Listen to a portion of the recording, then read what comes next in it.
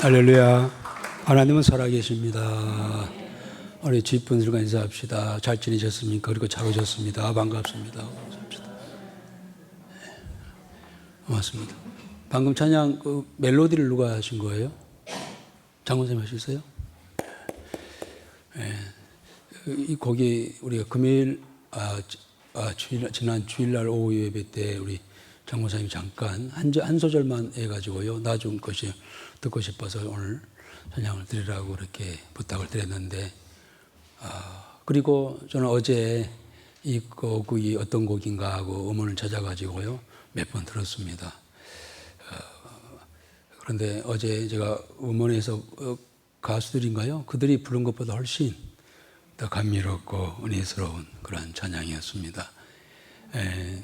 왜냐면은 이 삶의 노래잖아요. 그냥 입술의 노래가 아니라 체험적인 노래, 삶의 노래, 영의 노래, 영의 찬미, 우리의 가슴을 움직이고 하나님의 보좌를 움직이는 그런 찬양이 되는 줄 믿습니다. 고맙습니다. 종종 앞으로 이 찬양을 이렇게 드렸으면 고맙겠고요. 이렇게 오늘 우리 말씀은 우리 호세아서 우리 5장입니다. 우리 호세아서 5장은 호세아 선지자의 두 번째 설교죠. 1장부터 3장까지는 호세아의 가정 또한 을 통한 하나님의 마음을 드러내 주셨지요. 그리고 전체적인 14장까지 있는데 전체적인 14장까지의 이 내용에 대한 결론이라고 해야 되나요? 3장 안에 다 있고요. 그리고 4장부터는 이제 여기에 대한 구체적인 호세아의 그런 이 설교, 애언이 나오죠. 애언적인 그러한 내용이 설교로 이렇게 우리에게 전해주고 있습니다. 그래서 9편의 설교가 14장까지 좀 이어지는데요. 그래서 오늘은 5장은 두 번째 설교입니다. 내용은 그렇습니다. 호세아는 북이스라엘의 선지자이지요. 그래서 주로 북이스라엘에 대한 관계된 말씀을 전하지요. 그런데 그 당시 우리가 이미 1장, 2장, 3장에서 봤습니다만은 북이스라엘은 그 시대 호세아가 살고 있던 시대는요 참 풍요로웠어요. 아주 평화로운 시대였어요. 풍족하고 모든 것이 아주 좋은 그러한 상황이었습니다.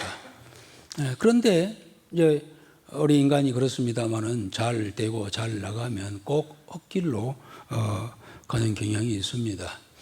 그래서 북이스라엘이 그동안 어려울 때는 하나님을 잘 의지하고 섬기다가 잘 되고 소위 잘 먹고 잘 살고 부자 되니까 위선적인 그런 행동을 하는 겁니다. 교만해지고 위선적인 그런 행동을 합니다.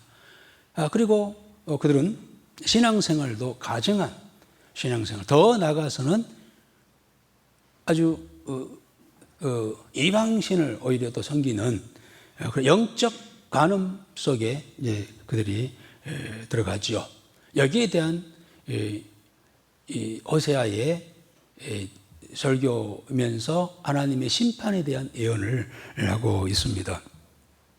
거기에다가 북이스라엘이 전적으로 하나님만을 의지하며 의뢰하기보다는 세계 정세를 딱 살펴보면서 강대국의 도움을 요청한, 강대국을 이렇게 의지하고 정치적으로 표현이 그렇습니다만은 좀 놀아나는 좌우지우지되는 그러한 그들의 모습이었습니다.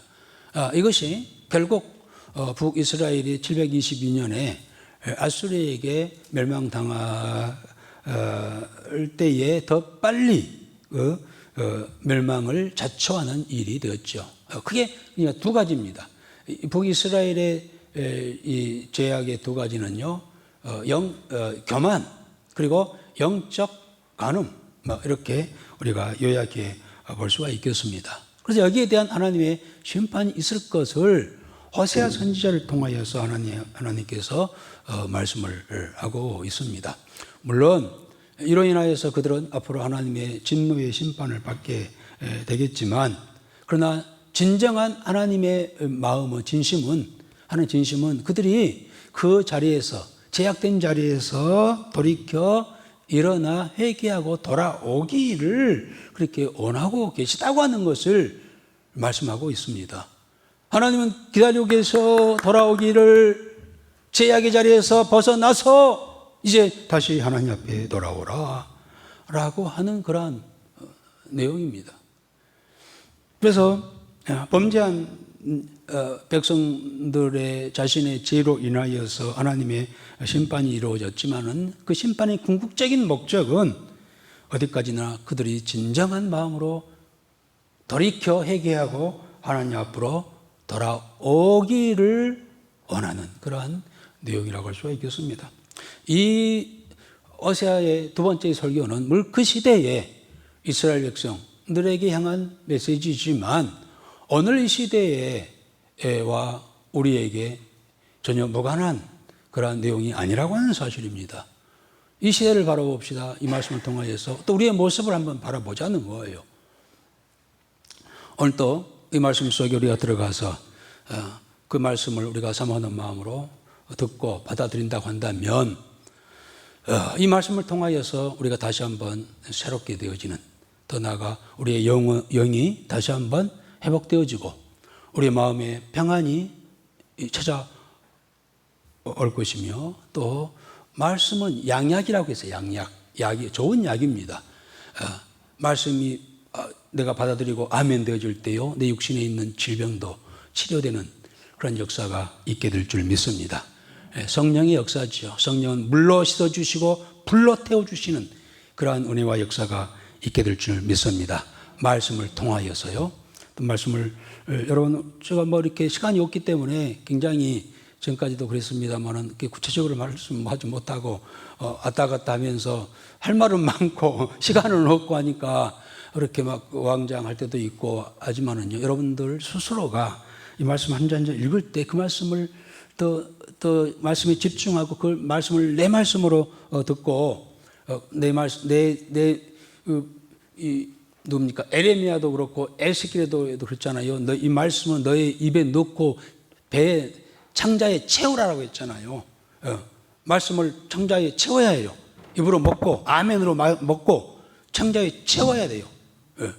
음식이 우리 들어가서 창자에 채워지면은요, 그게 우리 에너지가 되잖아요. 활동하는데 에너지가 되잖아요. 건강을 유지하게 되잖아요. 음식이. 그러듯이 생명의 양식인 하나님 말씀이 우리 창자 안에 들어가면, 우리 속에 들어오면은요, 이게 영적 영양제가 되어 공급받고 또 약한 부분이 강해지고, 또 우리가 이 병든 이유가 뭡니까? 면역이 약해졌기 때문에 그렇잖아요. 영적 면역력이 높아지면 우리 속에 있는 그러한 이 질병들이 시선받고 태움받는 그런 역사가 있게 되는 줄 믿습니다. 아멘. 저는 힘있게 이야기했는데 여러분들은 대답은 별로 같아서 제가 힘이 빠져요 또. 그런 마음으로 어떤 설교는 제가 아주 개떡같이 하더라도 여러분들 하나님 말씀 한 절 한 절을 그 사모하는 마음으로 받아들이라고 하는 그러한 부탁의 말씀입니다. 자, 그래서 이제 5장 1절부터 호세아가 이스라엘 백성들의 현주소, 그 현주소라고 하는 것은 뭡니까? 교만과 이성과 가증한 종교 행위, 그리고 하나님을 신뢰하기보다는 강대국을 신뢰하는 그러한 오만과 교만 속에 있는 그들을 향하여 그들의 좀 현주소이지요. 그것을 호세아는 지적하고 있습니다. 자, 5장 1절부터 4절까지 쭉 읽겠습니다. 제사장들아 이를 들으라. 이스라엘 족속들아 깨달으라. 왕족들아 귀를 기울이라. 너희에게 심판이 있나니 너희가 미스바에 대하여 올무가 되며 다볼 위에 친 그물이 됨이라. 패역자가 살육죄에 깊이 빠졌음에 내가 그들을 다 벌하노라. 에브라임은 내가 알고 이스라엘은 내게 숨기지 못하나니 에브라임아 이제 내가 음행하였고 이스라엘이 더러워졌느니라. 그들의 행위가 그들로 자기 하나님에게 돌아가지 못하게 하나니 이는 음란한 마음이 그 속에 있어 여호와를 알지 못하는 까닭이라. 그렇습니다. 첫 번째 죄악에 대한 이야기 중에 하나가 이 음란한 음행, 영적 음행 속에 있는 그들을 지적하고 있습니다. 그 전에 호세아는 제사장들아, 이스라엘 족속들아, 왕족들아 라고 하면서 부르죠. 이들은 지금 북이스라엘의 모든 구성원들이라고 할 수가 있겠어요. 제사장, 이스라엘 족속, 모든 자들이 듣고 깨달고 귀를 기울이라 이렇게 아주 점증적으로 이야기하면서 중요한 이야기를 하는 거예요. 앞으로 다가올 일이 심상치 않다라고 하는 겁니다. 그러니 모든 제사장들과 이스라엘 족속들과 왕족들은 듣고 깨닫고 귀를 기울이라고 하면서요. 굉장히 강하게 강조하고 있는 그런 모습입니다. 그러면서 그들이 잘못한 것 중에 하나가 아주 하나님 앞에서 아주 잘못된 것 중에 하나가 이 다볼과 미스바에서 그들은 아주 영악한 그러한 일을 그렇게 했지요. 특히 이 다볼이나 미스바는요, 하나님께서 특별히 미스바 같은 경우는요, 이 사무엘이 이제 이스라엘 백성들이 유다 백성들이 바벨론에서 돌아와가지고 얼마 되지 않았을 때 얼마나 혼란스러웠겠어요. 정리가 안 됐어요. 그러니까 무법천지였죠. 어떤 면에서. 그때 사무엘이 모든 백성들을 이 미스바에 모이게 해서 하나님 앞에 대부흥성회를 열잖아요. 우리가 지금까지 우리가 70년 바벨론 바로 생활 속에 우리 깨달은 것이 있지 않느냐?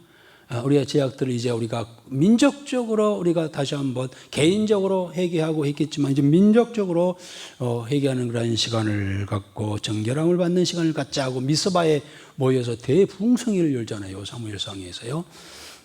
그렇게 거룩한 장소인데 우리가 에레미야서 41장을 우리가 읽어왔어요. 그때 이 미스바에서요. 아주 이 살인 행위가 있게 되었습니다. 그들이 그곳에서 이제 이거 미스바에 다 모이라고 그렇게 해놓고요. 오늘 본문에서는 구체적인 이야기가 안 나왔기 때문에 제가 이야기를 합니다. 다볼이 나오고 미스바가 그렇게 나오고 있잖아요. 이 2절에.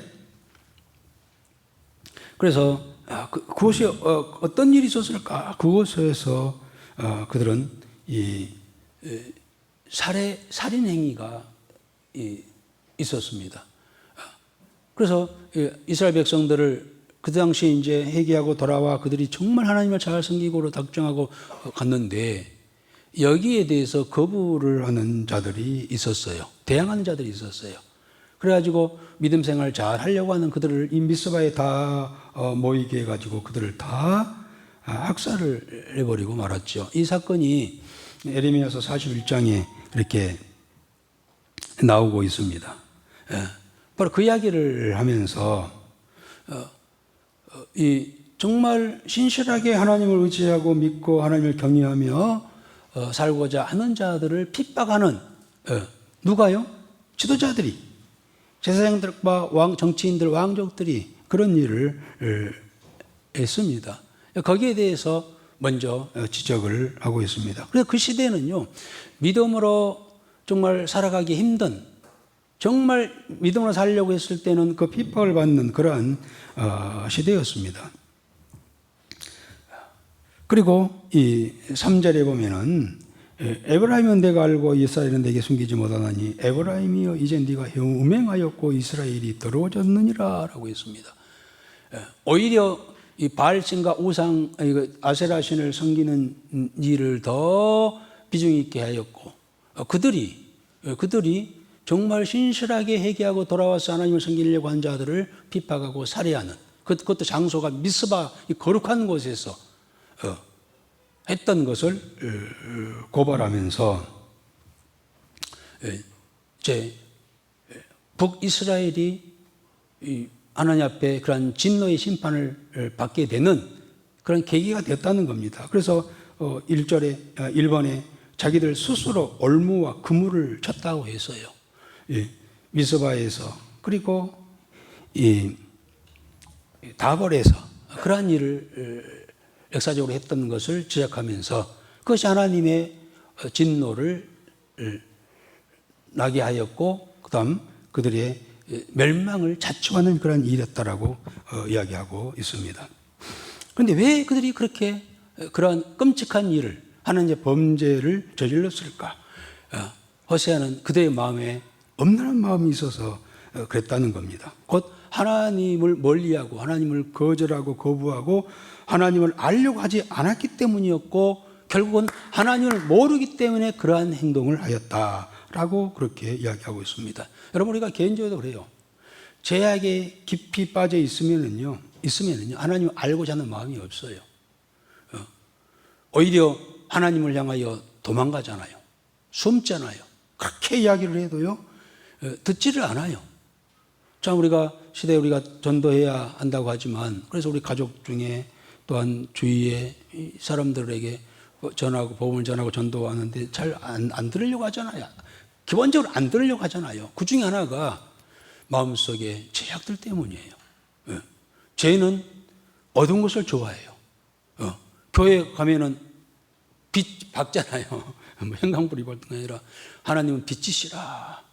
빛된 자 앞에 가면은 자기의 이 어두움이, 죄악이 드러날까봐 오지를 못해요.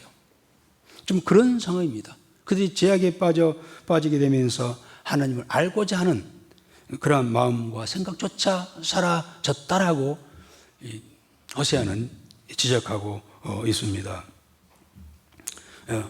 그래서 그들의 첫 번째 죄악은 영적 음란함을 이야기하고 있죠. 두 번째는 교만입니다. 5절부터 7절까지 읽어봅시다. 이스라엘의 교만이 그 얼굴에 드러났나니 그 죄악으로 말미암아 이스라엘과 에브라임이 넘어지고 유다도 그들과 함께 넘어지리라. 그들이 양떼와 소떼를 끌고 여호와를 찾으러 갈지라도 만나지 못할 것은 이미 그들에게서 떠나셨음이라. 그들이 여호와께 정죄를 지키지 아니하고 사생아를 낳았으니 그러므로 새 달이 그들과 그 기업을 함께 삼키리로다. 그렇습니다. 두 번째는 그들 죄악이 교만입니다. 그런데 그 교만이 그 얼굴에 드러났다는 거예요. 그들 속에 있는 것이 얼굴에 드러나. 그 죄악들이 그의 얼굴에 드러나서 보여. 그 얼굴이 증거가 되었다는 거예요. 여러분, 우리 모습을요, 우리 얼굴의 모습을 우리가 잘 관리를 해야 돼요. 뭘 관리한다는 게 뭐 이중적으로 하라는 이야기는 아니겠습니다만은 마음속에 있는 것이 얼굴로 드러난다는 겁니다. 그래서 우리가 늘 거울을 봐야 돼요. 내 얼굴은 어떤 모습인가? 교만한 이스라엘 백성들의 이 교만이 얼굴에 드러났다는 겁니다. 그래요. 그 사람의 얼굴 보면은요, 어떤 사람인가 대충 알잖아요. 교만함이 있고 완고함이 드러나고 비꼬음이 드러나고 질투가 드러나고 살기가 드러나고. 요즘에 살인자들 얼굴 보면은요, 얼굴에 보이잖아요. 막 살기가 막 있잖아요, 얼굴에. 그래서 늘 우리는 살펴봐야 돼요. 우리의 모습을. 하나님 앞에서 내 얼굴이 어떤 건가? 늘 사랑의 마음으로 겸손한 그런 모습으로 순종한 자세인지 얼굴 보면은 알 수가 있다는 겁니다. 그런데 그들은 이미 교만함이 얼굴로 드러났어요. 좀 경제적으로 좀 좋아지니까요. 이제 이 경제적으로 힘이 있고 또 돈이 있으니 막 군대를 막 사가지고 국방을 막 든든히 하고 북이스라엘이 그랬던 것이죠. 그러한 그들을 향하여 하나님께서 뭐라고 말씀하십니까? 그러면서 그들은 또 하나님께 나와 교회에 또 와서 예배도 드립니다. 그런데 6절에 보면은 그들이 양떼와 소떼를 끌고 여호와를 찾으러 갈지라도 만나지 못할 것은 이미 그들에게서 떠났음이라 이렇게 말씀을 하고 있어요. 그 마음속에 교만과 안구함과 이 질투와 이런 엄연한 마음과 이런 것들이 있으면서 교회 와가지고 또 예물을 또 드리네. 그래서 하나님께서는 양떼와 소떼를 끌고 와서 하나님 앞에 제물을 드린다 할지라도 내가 받지 않겠다 이렇게 말씀을 하고 있습니다. 여러분, 우리가 하나님 앞에 나오는 게 뭘까요? 어떤 습관적으로 종교적인 의식과 형식을 갖추고자 오는 게 아니에요. 여러분, 우리가 하나님 앞에 나올 때, 교회 나올 때, 예배 나올 때요, 나올수록 우리의 모습을 살펴봐야 돼요. 나오면서 내 속에 있는 죄악들이 있지 아니하는가, 잘못된 것이 있지 아니하는가, 하나님 앞에 또 사람들과 관계 속에서. 그래서 예수님께서도 마태복음 5장 24절에 했잖아요. 예물을 제단에 드리다가 너 형제에게 원망 들을 만한 일이 생각나면 예물을 제단 앞에 두고 먼저 형제와 화목하고 구해 와서 예물을 드리라 라고 예수님께 말씀하시잖아요. 형제와 다툼 속에는 그런 교만, 완고함, 하나님 앞에는 그런 범죄함을 가지고 이렇게 예물을 드려봤자 오늘 6절에도 받지 않겠다 라는 겁니다. 그래서 우리가 예물을 드리면서도요, 예물로만 드리는 것으로 끝내서는 안 돼요. 예물을 한번 드리면서 혹시 형제, 다른 사람과의 관계가 꼬여 있는 것을 푸는 기회가 돼야 돼요. 용서하고 화해하고 받아들이고 용납하고 하는 기회로 삼아야 될 줄 믿습니다. 그러나 꼬여 있으면서 예물만 드리면 하나님 받지 않다는 거예요. 또 하나님과의 관계도 마찬가지예요. 마음은 이미 하나님께 멀어졌어요. 세상을 의지하고 사랑하고 자랑하고 하면서 그저 그냥 형식적으로 이 예물을 가지고 와서 또 사람들 보니까 그냥 그 체면 체례로 가져와서 드린다면 이것은 예물이 아닙니다. 어쩌면 뇌물이 될 수가 있어요. 그래서 우리가 하나님 예배로 드리게 한번 나오면 나올 만큼 내가 하나님과의 관계, 사랑과의 수평적인 관계가 열어지고 풀어지고 화해되고 용서해지고 하는 그러한 기회가 돼야 될 줄 믿습니다. 아멘. 그리고 하나님과도 마찬가지예요. 나오면서 교회 나오면서 하나님과의 관계가 틀어져 있는 게 있지 않는가? 하나님 외에 다른 걸 사랑하고 있는 것은 아닌가? 의지하고 있는 것은 아닌가? 이런 것을 사실 살펴봐야 해요. 그리고 그것을 내려놓고 회개하고 씻어내고 닦아내고 그리고 하나님 앞에 드려지는 그 예배가 의미 있고 가치 있고 하나님께서 받으시고 그 예배를 통하여서 우리가 다시 한번 세워지는 기회가 되는 줄 믿습니다. 그런데 그들은 그러지 않았다는 거예요. 마음을 엉뚱한 데 있으면서 양떼와 소떼를 끌고 와서 하나님 앞에 제물로 드린다고 하면서 그렇게 이선적인 가정한 그런 예배를 드린다 할지라도 받지 않겠다는 거예요.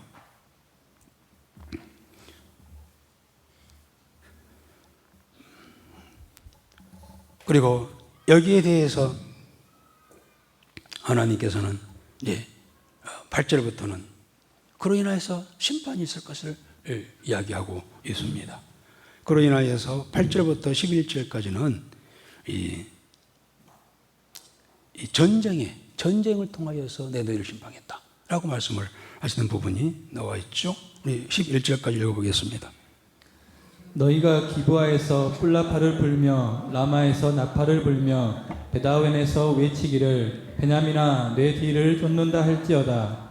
벌하는 날에 에브라임이 황폐할 것이라. 내가 이스라엘 지파 중에서 반드시 있을 일을 보였노라. 유다 지도자들은 경계표를 옮기는 자 같으니 내가 나의 진노를 그들에게 물같이 부으리라. 에브라임은 사람의 명령 뒤따르기를 좋아하므로 학대를 받고 재판의 압제를 받는도다. 다 했어요? 11절까지요? 이스라엘 백성들은요, 특히 남쪽 유다의 왕들이 참 선한 왕들이 많이 있었잖아요.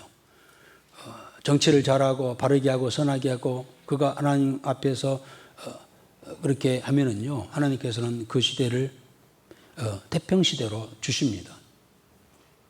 그런데 반대로 지도자가 잘못되고 하면은요, 하나님이 징계를 하시되 그 중에 하나가 징계의 방법이 바로 전쟁이었습니다.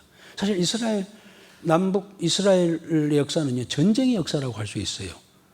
수많은 그런 전쟁이 있었어요. 그 말은 뭔 말입니까? 이스라엘 백성들이 수없이 기회만 있으면 빗나가요. 하나님께 빗나갑니다. 그래서 또 그들 깨닫게 해서 전쟁을 통하여서 다시 깨닫게 하고 돌아오게 하는 그런 일들을 이렇게 하셨죠. 오늘 또 이로 인하여서 오늘 8절부터 기브아에서 심판을 경고합니다. 기브아에서 전쟁 알리는 나팔을 불러하고요, 라마에서도 비상 나팔을 불러하고 베닷원에서도 전쟁이 터졌다고 경보를 알리라고 이렇게 하고 있습니다. 그래서 하나님께서는 이 이스라엘 범죄를 전쟁을 통하여서 징계를 하겠다고 하는 것을 호세아를 통해서 지금 예언을 하고 있습니다. 물론 그까지 사실 이스라엘 백성들은, 북이스라엘 백성들은요, 우리가 4장에서 이 호세아가 이 아주 고집불통인 이 북이스라엘 백성들 향하여 뭐라고 했나요? 그래, 저 암소 같은 암소 고집. 우리나라는 뭐라고 하죠? 우리나라는 고집 센 사람을 항소 고집이라고 하는데, 이스라엘의 소들은 암소가 더 고집이 센 모양이에요.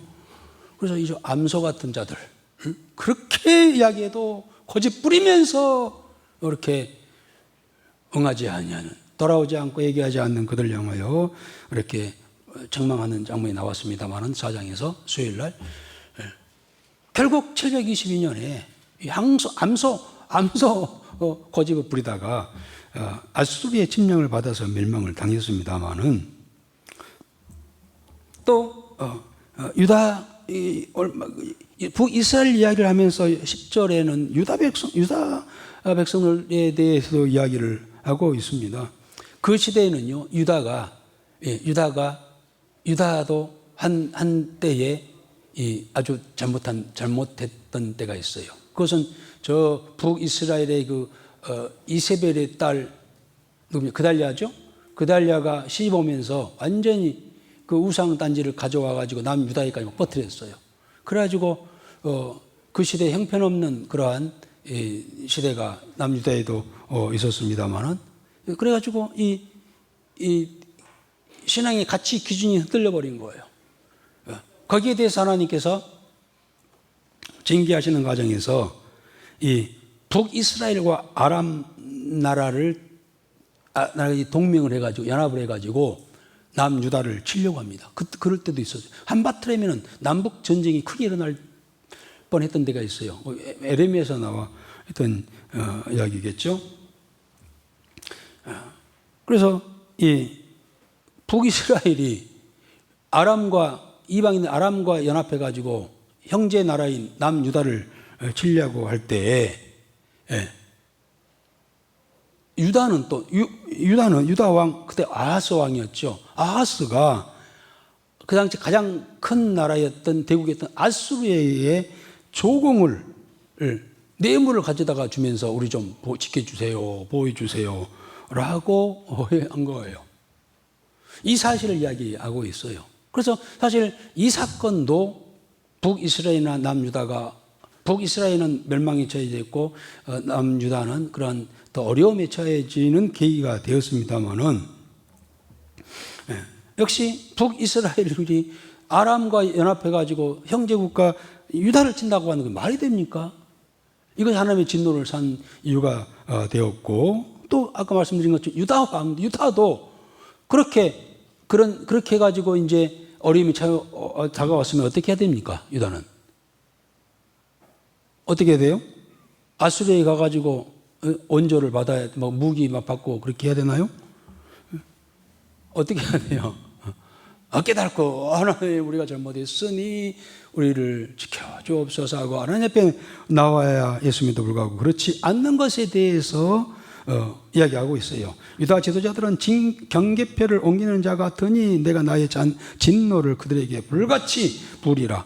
그로 인하여서 엄청난 어려움을 겪게 되는 그런 경우도 있었습니다. 어떤 이 모든 가정은 이 남유다나 특히 북이스라엘은 교만이죠. 뭔가 좀 있다고 생각하니 그를 믿고 있는 것을 믿고 가진 것을 믿고 큰 것을 믿고 세상을 의지하고 대국을 의지하는 그러한 이 교만이죠. 교만함이 있었고 그를 지적하면서 그들이 패망의 길로 가는 지름길이 되고 말았다는 겁니다. 계속해서 우리 13절입니다. 13절 읽어보겠습니다.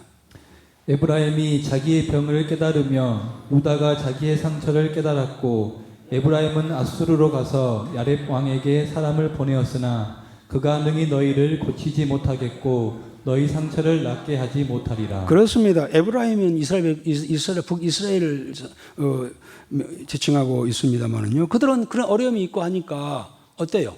이게 여기서 무슨 말을 하려고 하신 건가요? 그런 어려움이 있으면 병이 났든지 외적의 침입이 있다든지 그러한 있으면은 어떻게 하라는 거예요? 하나님을 찾으라는 거예요. 하나님께 그를 계기로 해서 하나님께 나오라는 거예요. 주위를 살펴보고 우리가 하느냐 잘못된 것이 무엇인가 살펴보고 하나님께 나오라는 거예요. 그런데 이들은 그렇지 아니하고 아수르로 가서 야렙 왕에게 사람을 보냈고 뭐 치료약을 좀 달라고 막 했어요. 그런데 그들이 고쳐줬나요? 고치지 못했다고 하는 이야기가 그 에레미야에서 나오고 있습니다. 이것까지도 지적하는 겁니다. 여러분, 우리가 요즘 현대 좀 시대예요. 지금 이스라엘이 큰 전쟁을 하고 있어요. 전쟁을 하고 있잖아요. 네타냐후 총리가 지금 중동에 엄청난 지금 전쟁이 앞으로 어떻게 될 것인가 궁금할 정도로 전쟁이 좀 일어나고 있어요. 대상은 레바논, 이란, 하마스, 헤즈볼라 이런 집단들이라고 하는데 그런데 한 가지 특이한 게 뭐냐면은 좀 이스라엘의 총리 네타냐후가 전쟁을 하는데요. 누구의 말도 듣지 않아요. 이러다가 지금 세계 사람들이 이러다가 핵전쟁이 일어나는 게 아니야? 아니면 3차 전쟁이 일어나는 게 아니야? 하면서 굉장히 지금 주시하고 있어요. 그래서 미국까지도 이스라엘은 미국이 우방이잖아요. 미국의 전폭적인 지지를 받고 무기를 받고 막 그렇게 해서 하는데 이번 전쟁은 이상하게 이 네타냐후가 누구 말 듣지도 않아요. 특히 그래서 막 혹시 3차 전쟁, 핵전쟁이 일어나지 않느냐 하면서 그것을 이렇게 확전을 이렇게 방지하려고 하면서 미국도 바이든 대통령도 막 더 이상 저기 확전을 해서는 안 된다 하고 막 하는데 말 안 들어요. 이게 뭘까? 저는 좀 생각을 해본 거예요. 이들이 전쟁에 이기기 위해서 누구를 등에 업어야 되나요? 온지를 받아야 되나요? 미국, 프랑스, 영국, 이런 우방국 그렇게 지금까지 해왔어. 그런데 이번에는 그들의 말을 듣지 않아요. 그러면 뭘까? 혹시 제 개인적인 생각입니다. 네타냐후가 전적인 하나님 의지하고 있는가? 그렇게 생각해요. 미국 말도 안 들어 지금. 그래서 전적으로 그런 것을 이 네타냐후와 총리나 이 이스라엘 백성들이 그것을 의식하고 우리는 오직 살 길은 여호와 하나님 한 분뿐이야 라고 하나님만 의지하고 매달리고 있는 건지 오히려 그랬으면 좋겠어요. 그런 믿음으로 하면은 전쟁을 하라는 이야기가 아니라 혹시 그런 믿음이 그들에게 있어서 그렇게 하는가 저는 개인적으로 한번 생각을 해봤습니다. 만약에 그렇다면은 전쟁은 정리의 승패는 이미 결정됐다고 할 수가 있겠습니다만은 어쨌든 간에 이 시대에는 이 호세아 시대에는 남유다나 북이스라엘이 그런 어려움이 있고 전쟁이 일어났다고 나팔 소리가 들려오고 비상 나팔 소리가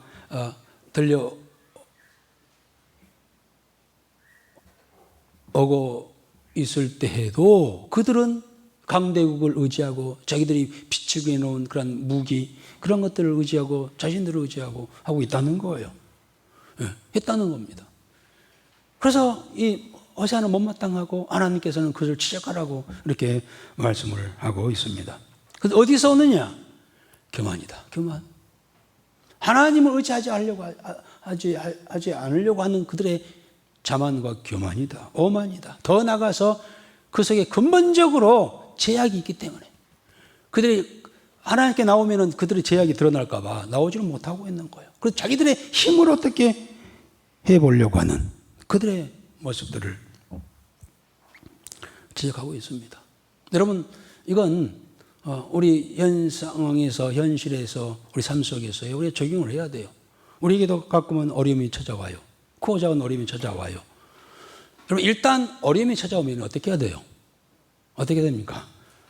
우리 성도들은 물을 끓여야 돼, 하나님 앞에. 뭡니까, 하나님? 하고 물어야 해요. 그런데 많은 사람들은 그렇지 아니하죠. 자기가 의지할 만한 자를 찾아가죠. 친구가 됐던 술 먹은 사람은 술 친구 찾아가고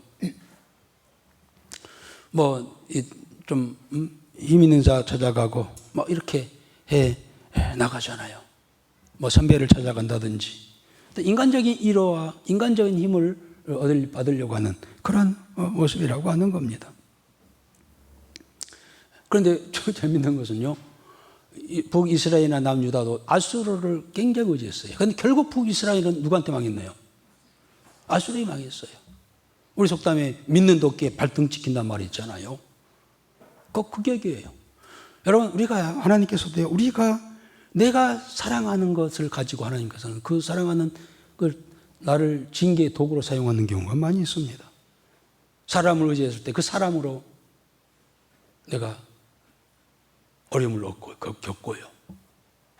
내가 취미를 가지고 있으면요, 그 취미가 나의 삶을 완전히 망가뜨리는 경우가 있고요. 돈을 의지했을 때는요, 돈이 날 오히려 망하게 하는 거예요. 돈을 사랑하면요, 여러분, 돈을 사랑하게 되면은요, 돈으로 망하는 거예요.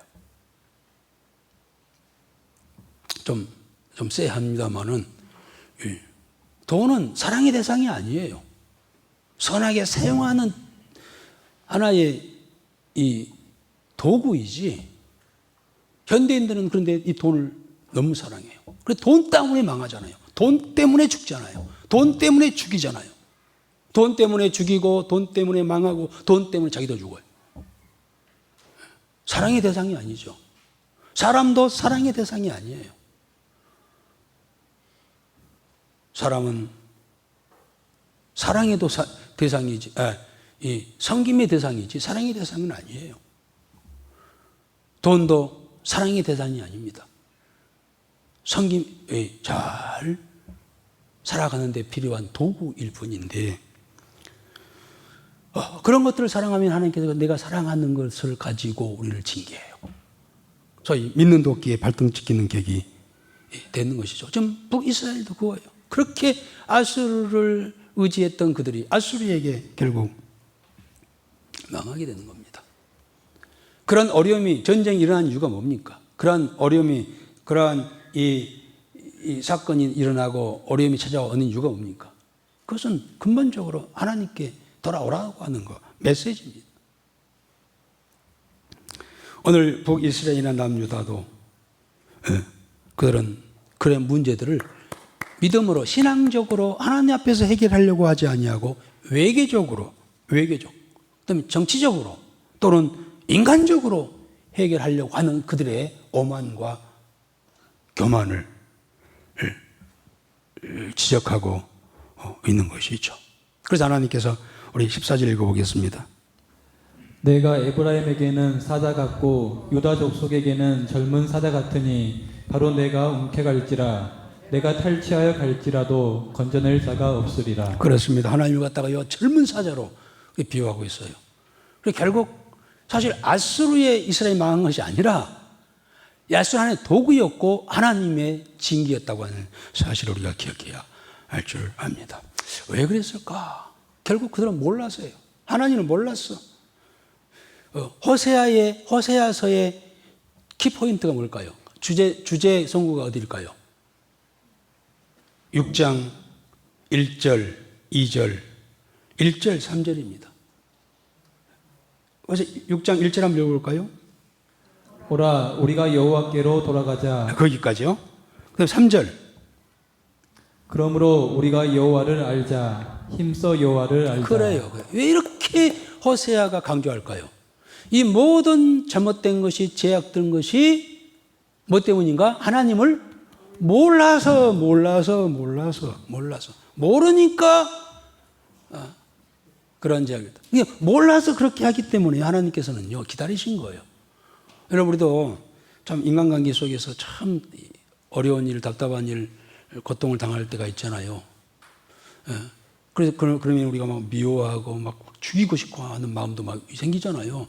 그런데 그걸 다스릴 수 있는 비결이 뭐냐면요, 저가 몰라서 그렇구나. 몰라서. 예수님께서도 십자가에서 마지막 말씀이 뭡니까? 하나님이여 저들의 죄를 용서해 주세요 하면서 저들이 자기의 죄를 몰라서 그랬습니다. 몰라서. 모르니까 나를 이렇게 했습니다. 저들 용서해 주세요. 그렇게 기도하시잖아요. 이게 이 기도가 얼마나 위대한 기도인지 몰라요. 예. 우리도 살다 보면은 막 꼬이고 인간 사람과의 사이에 이렇게 하는 경우가 있잖아요. 막 미운 사람도 있고 막 하냐. 그런데 알고 보면은 그가 무슨 몰라서 그래. 몰라서 그래. 몰라서. 제가 몰라서 그랬구나 하면 다 문제 해결돼. 아멘. 우리 옆 사람과 인사합시다.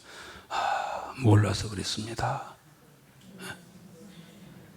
몰라서 접시 던졌습니다. 몰라서. 그런데 중요한 것은 모르니까 알려주잖아, 지금 호세아가. 호세아만이 아니라 다니엘이 알려줬고, 에스겔이 알려줬고, 에레미야가 알려줬고, 이사야가 알려줬잖아요. 그런데 그들은 암소고집이야. 알려줬음에도 불구하고 뭐로 알려줬어요? 질병으로, 재난, 재앙, 전쟁으로 알려줬어.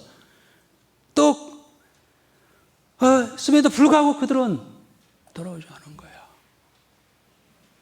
그렇게 얻어맞아 가면서도 하나님께로 돌아와야 하는데 돌아가지 않았어요.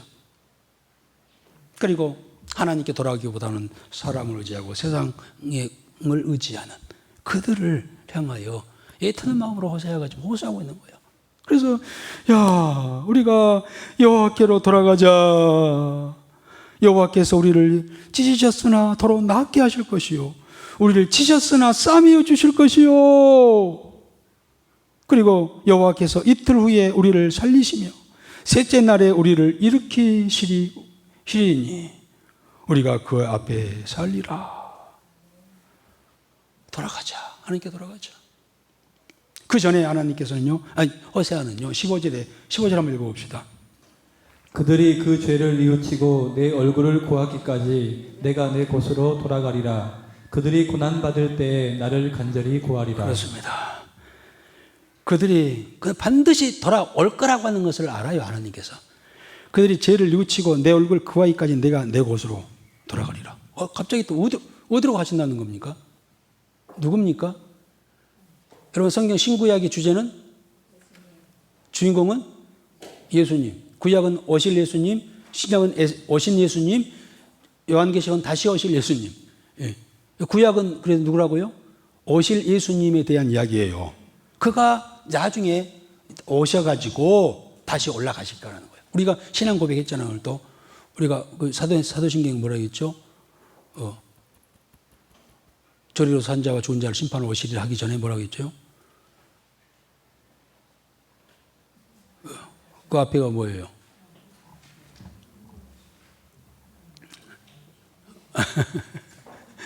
중간에 하려니까 모르겠어요? 사도신경 한번 들어봐요. 아니, 그거 좀 비춰봐요.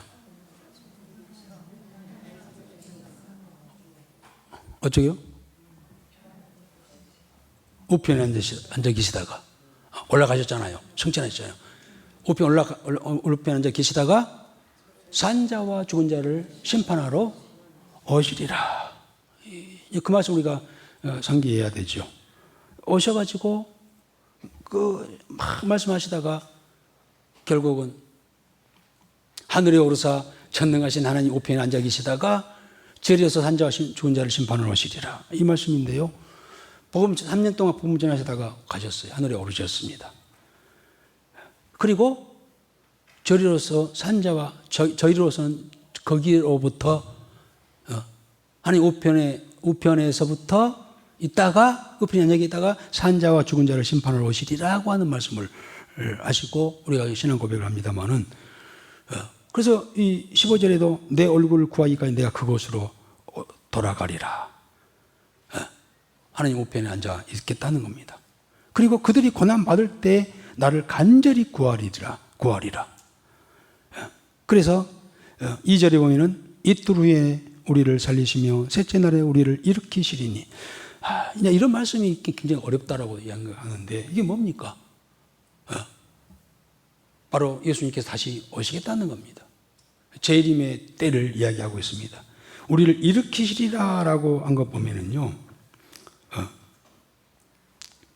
예수님께서 지상 재림, 공중 재림하실 때 나타나는 두 가지 현상이 뭐라 했죠? 첫째는 죽은 자가 먼저 일어나고 살아있는 자는 변화되어 들림받고, 이게 가장 큰 사건이죠. 그 이야기를 하시는 겁니다. 공중 재림할 때. 공중 재림은 언제 하실까요? 공중 재림부터 어떤 일이, 또 두 번째는 어떤 일이 있냐면은 7년 대환란이 일어나잖아요. 7년 대환란. 7년 환란 중에서도 후 3년 반이 있잖아요.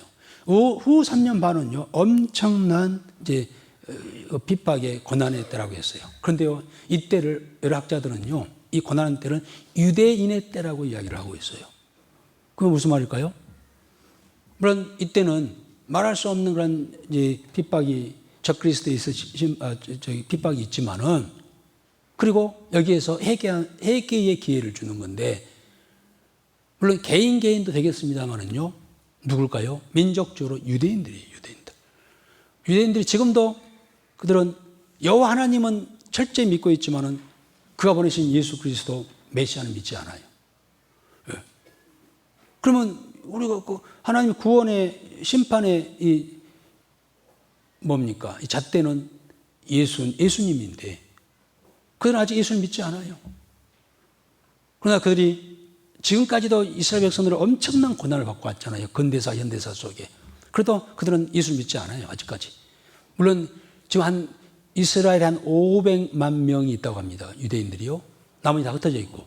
그 중에 약 4만 명이 현재 예수를 믿는데요. 그러나 그것은 극히 작은 수이죠. 그러나 유대인 전체적으로 예수 믿을 때가 온다는 거예요. 민족적으로. 그때가 언제일까요? 그래요. 7년 환란 중에 후 3년 반. 이 환란의 기간은 유대인들의 회개의 기회. 유대인의 때라고 하는 겁니다. 이 이야기를 하고 계신 거예요. 15절 또 6절, 호세아 6장 1절, 2, 3절에서는. 좀 어렵나요? 아주 자세히 살펴보면 그런 이야기예요. 내가 다시 올라가겠고, 이틀이나 셋째 날에 다시, 멀지 않았다는 겁니다. 와서 우리를 일으키시리니, 그때에 이 유대인들이 회개하고 돌아올 것에 대하여 호세아는 그것까지 예언을 하고 있습니다. 예수님께서 오셔서 다시 이스라엘을 온전히 회복해 주시고 구원해 주실 것을 암시하고 있는 그런 예언의 부분이라고 할 수가 있겠습니다. 그러니 우리가 개인적으로 몰라서 그러니 힘써 여호와를 알자. 하나님을 아는 지식이 없었기 때문에 몰라서.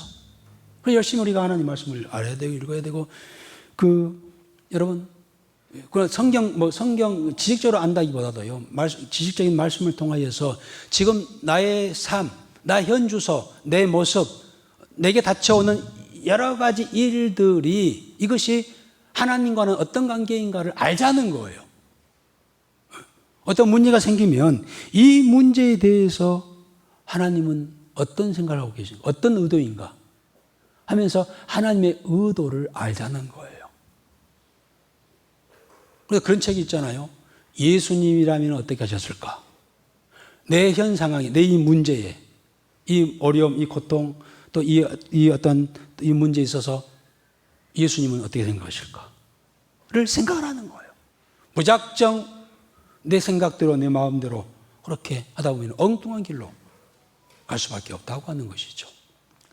이 이야기를 오늘 호세아는 설교 두 번째 설교로 말씀하고 있습니다.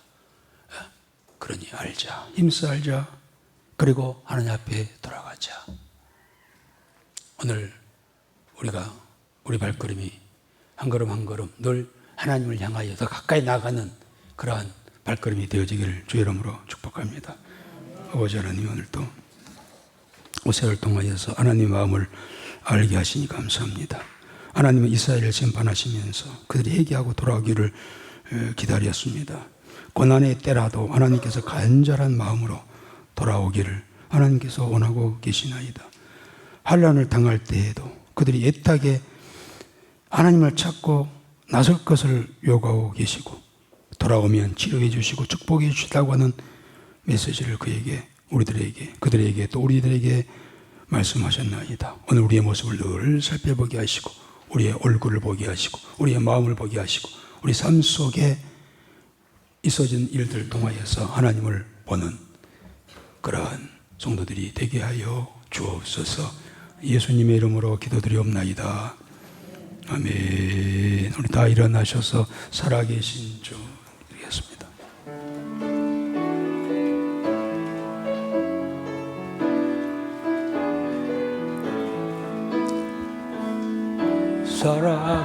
살아계신 주 나의 참 소망 걱정 끝이 전혀 없네. 사랑의 주 내 갈 길 인도하니 내 모든 삶의 기쁨 늘 하나님. 함께 기도하겠습니다. 우리 함께 기도할 때 하나님이여, 하나님만 바라보고 나아가는 나의 삶을 주관하여 주시고 선함으로 인도하시고 복된 길로 인도하여 주옵소서 하면서 함께 기도하는 시간 갖겠습니다. 우리 하나님이여, 오늘 호세아 선지자를 통하여서 이 시대와 또 우리들에게 들리시는 말씀을 듣나이다. 여러 가지 환경과 상황 속에서도 우리가 주를 바라보게 하여 주시옵시고 다짐하게 하여 주시고 그렇게 살아가게 하여 주시옵소서. 하나님만 바라보고 나아가는 저들의 삶을 하나님이여 인도하여 주시옵시고 선하게 인도하여 주시옵소서. 저들의 앞길을 인도하여 주소서. 믿음으로 살아가는 저들의 앞길을 인도하여 주옵소서. 아버지여,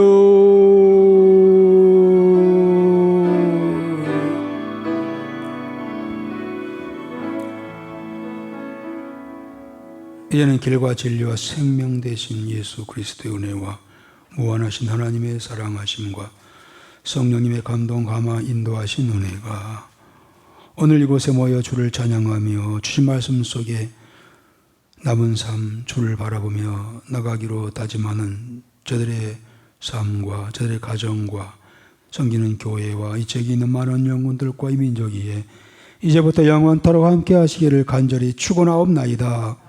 아멘. 아멘.